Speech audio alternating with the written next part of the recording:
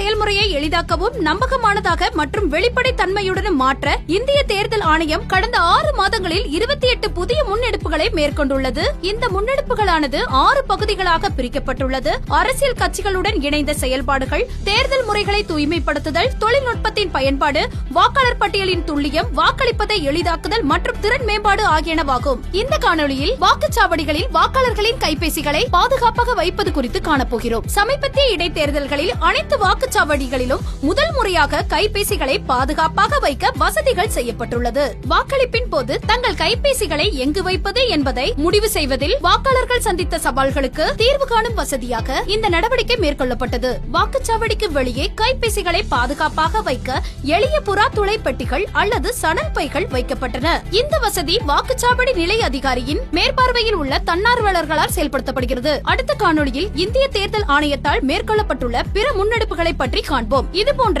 இந்திய தேர்தல் ஆணையம் தொடர்பான மேலும் புதிய தகவல்களுக்கு எங்களது அனைத்து சமூக ஊடக தளங்களை பின்தொடரவும் மற்றும் சப்ஸ்கிரைப் செய்யவும்.